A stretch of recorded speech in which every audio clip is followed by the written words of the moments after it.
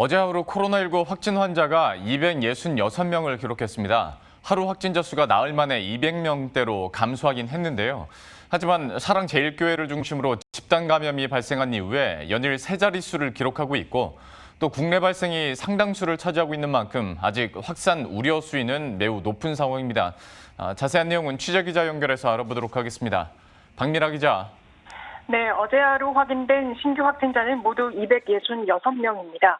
400명에 육박했던 주말과 비교했을 때 확진자 수가 줄어든 것처럼 보입니다. 그러나 일일 확진자 규모는 교회를 중심으로 집단 감염이 발생한 이후 계속해서 세 자릿수를 기록하고 있고 국내 발생이 상당수를 차지하고 있어 확산 우려 수위는 여전히 높은 상황입니다.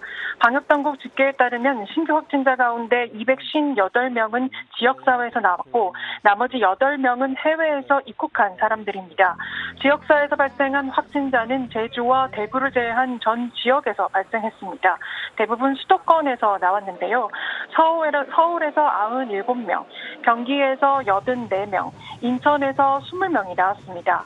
비수도권의 경우 대전과 충북에서 각각 10명이 나왔고 충남과 전남에서 7명, 강원에서 6명의 추가 확진자가 나왔습니다. 현재 가장 큰 문제는 서울 성북구 사랑제일교회와 광화문 집회로 시작된 집단 감염이 전국적으로 확산되고 있다는 겁니다.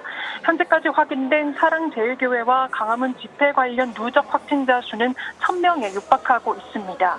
이외에도 전남 홈플러스, 대구 장례식장, 원주 유치원 등에서 신규 집단 감염이 발생하고 있습니다. 방역당국은 일일 신규 확진자 수는 지난 주말에 확인된 400명보다 더 증가할 수 있을 것으로 내다보고 있습니다. 아직까지 노출자 중에 검사를 받지 않은 사람도 분명 있다는 겁니다. 확진자들이 이용한 다중 이용 시설에 대한 추적 조사와 접촉자 관리가 진행 중인 것도 또 다른 이유로 꼽았습니다. 방역당국은 이번 주에도 확산세가 진정되지 않으면 3단계 격상을 검토하겠다는 입장입니다. 3단계 격상은 필수적인 사회와 경제적 활동을 제외한 모든 일상 활동이 정지되는 것을 의미합니다. 경제활동 전체에 치명적인 영향을 줄 수 있다는 겁니다. 박능우 보건복지부 장관도 오늘 열린 회의에서 전국적인 대유행을 걱정해야 하는 심각한 상황이라며 불필요한 외출은 자제하고 다른 지역 여행 등의 계획은 취소해달라고 당부했습니다.